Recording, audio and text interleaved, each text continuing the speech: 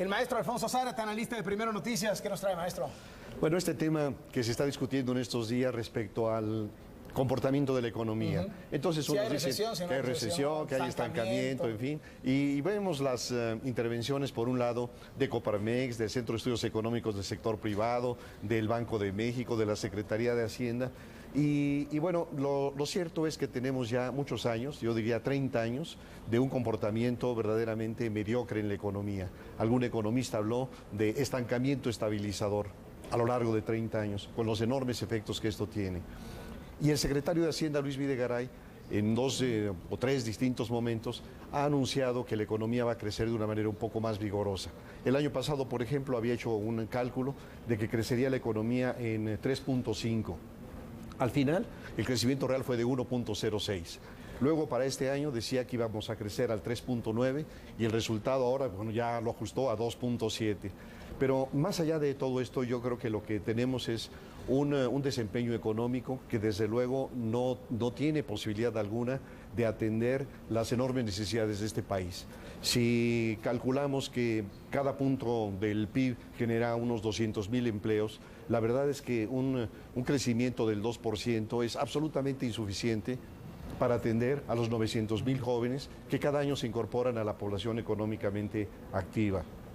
¿Y qué hay detrás de este estancamiento económico? Bueno, una de las razones que el gobierno difunde cada vez más es la dependencia del mercado de los Estados Unidos. Este es un tema también muy viejo y hace muchos años que algunos economistas han planteado la necesidad de que la economía mexicana diversifique sus relaciones comerciales para no tener esta dependencia. Si en Estados Unidos, por las razones que sea, no crece la economía, el impacto es fuerte.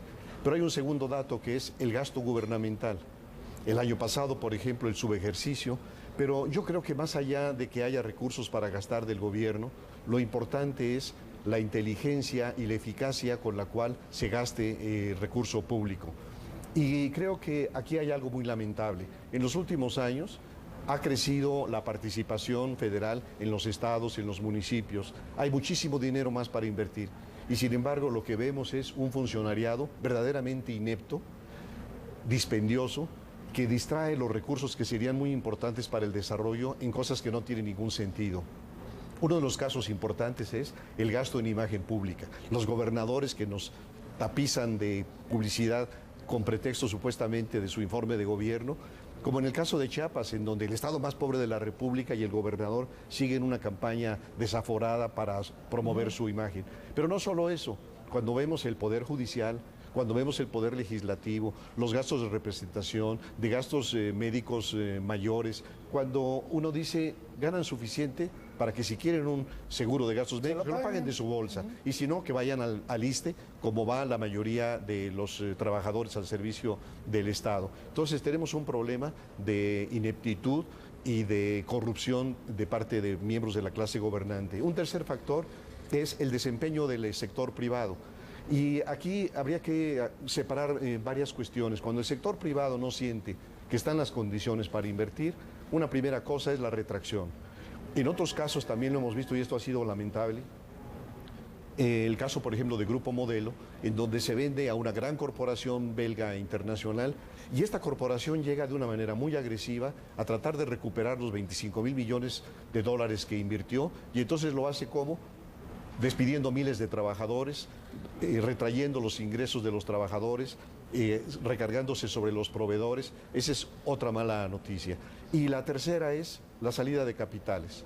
Hay un informe de que solamente en los 17 meses que van del gobierno del presidente Peña, se han invertido, se han depositado en Estados Unidos 30,000 millones de dólares. Entonces ahí tenemos también a un sector privado que por distintas razones no se la juega con el país. Y naturalmente todo esto se refleja en la pobreza de nuestro mercado interno. Hay un poder adquisitivo muy bajo. Las estadísticas de la ANTAD muestran que por primera vez en 30 años hemos tenido un consumo inferior en los establecimientos de la ANTAD. Así que yo creo que si queremos que la economía camine, se necesita algo similar a lo del Pacto por México, que fue un pacto con las fuerzas políticas, pero en este caso un pacto con la sociedad. Necesitamos un sistema educativo que atienda a las necesidades del sector productivo. No hay una conexión entre mucho de la enseñanza técnica y las necesidades del sector productivo. Necesitamos apego al Estado de Derecho, necesitamos mejorar en la seguridad, es decir, son muchas cosas, pero mi impresión es que aún con las reformas estructurales no vamos a crecer económicamente si no se atienden una serie de variables, algunas de las cuales he mencionado. Muchas gracias, maestro Zárate.